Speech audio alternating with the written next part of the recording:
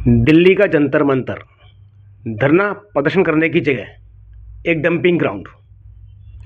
ये मैं क्यों कह रहा हूँ, पहले आप ये वीडियो देखिए, फिर मैं उसके बाद आपको बताता हूँ। मैं अभिव्यक्ति की आज़ादी 5 बजे जंतर मंतर पर अभिव्यक्ति की आज़ादी भी बंद हो गई। यहाँ पर भी अब पुलिस आ चुकी है, कह रही है कि आपने जितना आपने शोर मचाना था मचा लिया, आप जितना आपने बोलना था बोल लिया आपने, अब यहाँ से प्रस्थान करो।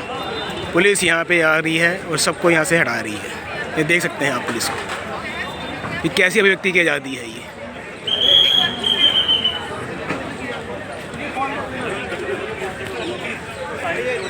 ये अभिव्यक्ति की आज़ादी है यहाँ की कि ठीक 5 बजे आपको अपना मन की आवाज़ कहें या पीड़ा की आवाज़ कहें, उसे बंद करना ही होगा। आपको स्टॉप करना पड़ेगा, आपको एक घड़ी के हिसाब से। फ्रीडम ऑफ स्पीच के लिए सर एक छोटा सा मैदान मिला है हमारे को जंतर मंतर पे। ये देखिए कैसे हटा रहे हैं कि यहाँ से बाहर हो जाओ। इधर से उधर से चले जाओ, आपकी मर्जी उधर से। 5 बज गए तो 5 बज के जंतर मंतर खाली करना पड़ता है जी। चलिए भाई साहब, प्लीज चलिए भाई साहब। किस तरह की आज़ादी है जंतर मंतर पे?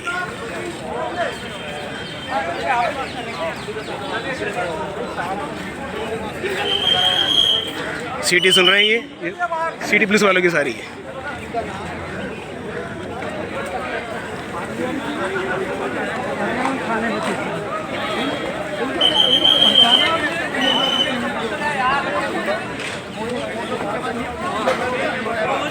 जंतर मंतर 5 बजे 5 बजे आपको अभिव्यक्ति की आज़ादी का टाइम था सिर्फ 5 बजे तक। 5 बज गए आपकी अभिव्यक्ति की आज़ादी खत्म होगी, आपका रोना पिटना बंद यहाँ पे आपका। ये देखो ये सीटियाँ बज रही हैं आपकी, घर जाके जंतर मंतर का ये हाल है। तो बाकी देश का क्या हाल होगा? किसी भी कोर्ट से नहीं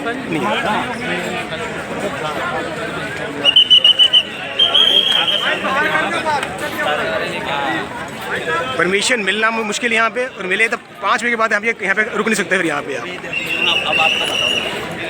ये देखिए सीढ़ियाँ बज रही हैं सारी यहाँ पे।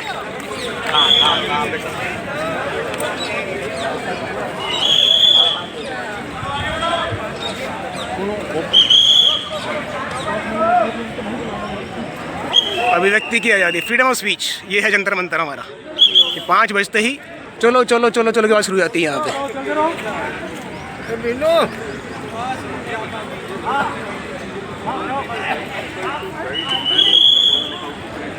ये देखिए ये हमारा जंतर मंतर हमारा। ये 200 400 500 आदमी जितने आएंगे पहले बताना पड़ेगा आपको। पुलिस बैरिकेडिंग से बाहर निकल जाइए बस यहाँ से। फिर तो यहाँ से बाहर कुछ बोलेंगे तो आपको कैच कर लेंगे। यहाँ पे आप जो मर्जी बोलिए, कुछ नहीं बोलेंगे आपसे।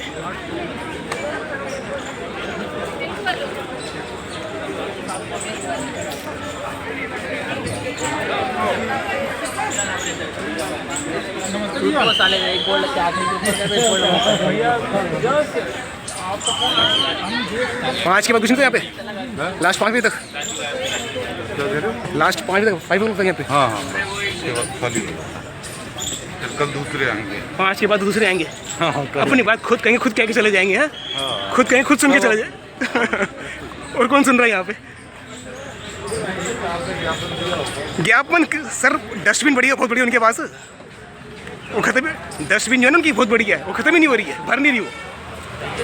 नहीं, कहीं ना कहीं तो कभी न कभी सुनवाई होती है। सर डस्टबिन है, 10 साल से विज्ञापन मैं देता आ रहा हूँ, एक नहीं एक्शन हो रहा। हाँ भाई, खाली करो, खाली आ जाओ। कब आ रहे है? आपके पास लोकेशन भी है, नहीं तो फ़ोन नंबर चाहिए भाई। ये देखिए, चलिए चलिए चलिए चलिए। बोलो, वो मैडम इसकी भी आ रही है।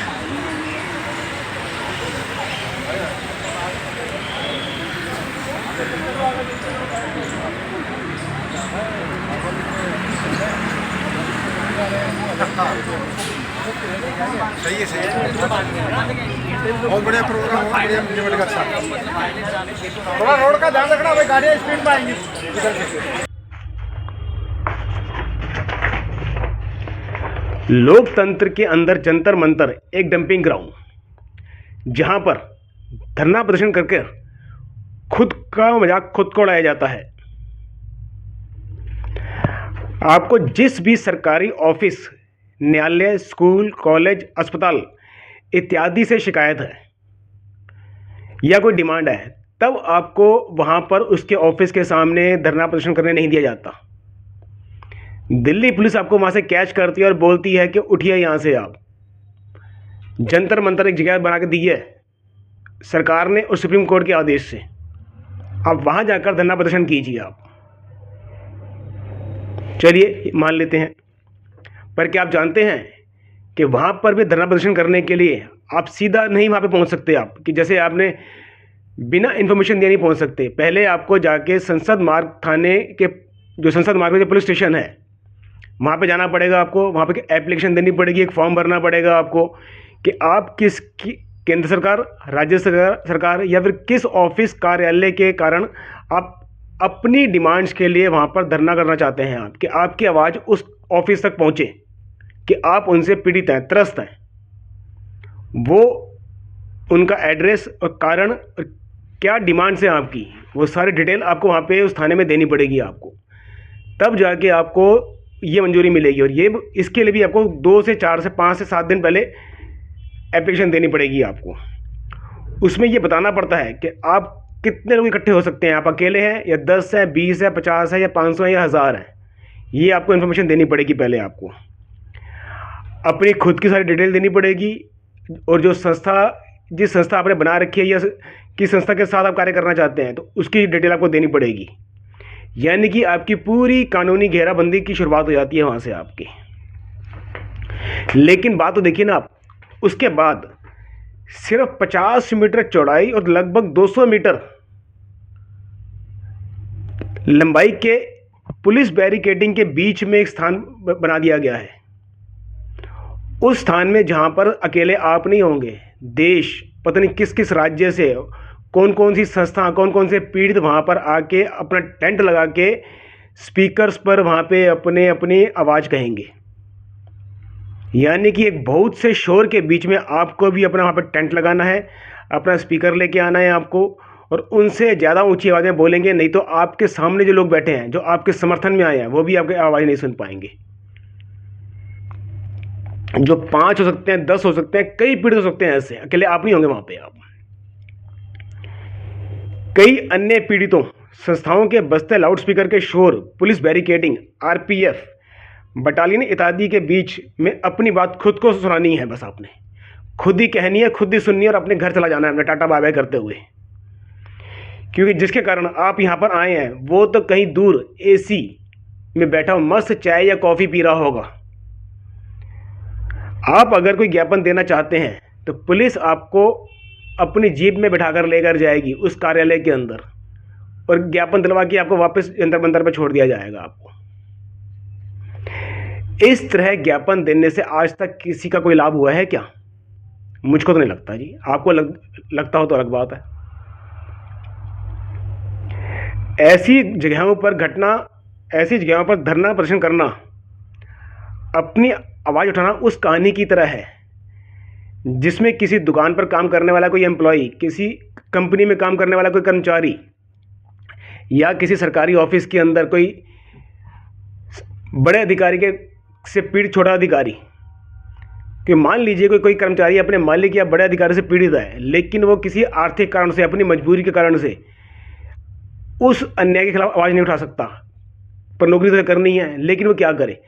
तब वो कर्मचारी अपने मालिक या उस बड़े अधिकारी की फ़ोटो लेके किसी जंगल या सुनसान जगह पर जाता है, उस फोटो को वहाँ पे किसी पेड़ के अंदर ऊपर टांगता है और अपनी भड़ास निकालता है। ये जंतर मंतर की जगह भी कुछ कुछ वैसी ही बन चुकी है कि कौन उसकी बात सुन रहा है वहाँ पे। आज की तारीख तक लाखों धरने प्रदर्शन वहाँ पे हो चुके हैं। मेरे को उसका सिर्फ 1% दिखा दीजिए जिनको वहाँ पे धरना प्रदर्शन करने से लाभ मिला हो, उनकी आवाज़ को सुना गया हो, कॉन्टिन्यूशन में बैठे हो, महीने 20 दिन बड़ी संख्या हो, तब अलग बात है। पर 2 घंटे, 4 घंटे, 5 घंटे, 10 घंटे, 20 घंटे या 1 दिन 2 दिन से कुछ नहीं होता वहाँ पे। और पहली बात तो आज की डेट के अंदर आपने देखा जैसे वीडियो के अंदर भी कि शाम को 5 बजे नहीं पुलिस की सीटियाँ बज जाती हैं, चलो चलो चलो चलो चलो चलो अपने घर जाओ। बस रुदाली बनकर आपने जितना रोना था रो लिया, अपने घर जाओ आप। तो क्या किया जाए? अभिव्यक्ति की आज़ादी का गला घोंट दिया गया आज हमारी।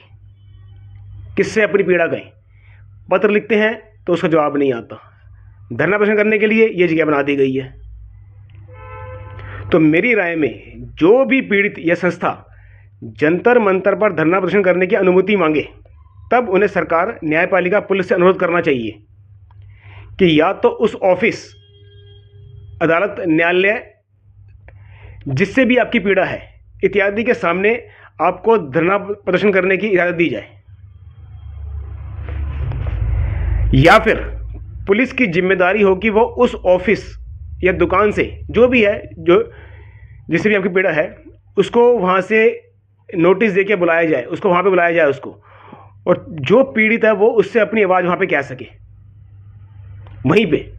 या तो पीड़ित को उसके ऑफिस के पास जाने दिया जाए संस्था को, या फिर उनको जंतर मंतर पर लाया जाए। एक चीज़ तो दोनों में से होनी चाहिए कम से कम। और जिस भी पीड़ित को उसको अपना कोई शिकायत पत्र या ज्ञापन देना हो वो ज्ञापन दे, तथा साथ में एक समय सीमा के साथ में कोई एक कंक्रीट जवाब उसको मिल सके कि कब तक एक्शन हो जाएगा, होगा या नहीं होगा। एक टाइम मिलना चाहिए उसको इस हिसाब से वहां पे, तब जाके जंतर मंतर पर की कुछ महत्ता बढ़ेगी इसकी। नहीं तो ये डंपिंग ग्राउंड बन चुका है पीड़ितों को वहां पे लाके डंप कर देने का। पुलिस अपनी बस में बिठाती है, उठा के वहाँ छोड़ देती है अगर आप कहीं बाहर कुछ कर रहे हैं तो, या फिर बुराड़ी नरेला में जाके छोड़ेगी दिल्ली के बॉर्डर पे कि जाइए जी, पूरा दिन आपका ख़राब कर दिया आज का, कल आना, कल फिर आपका दिन ख़राब कर देंगे। मुझे कहती है हमें क्या फ़र्क पड़ता है, हम तो ड्यूटी कर रहे हैं अपनी बस।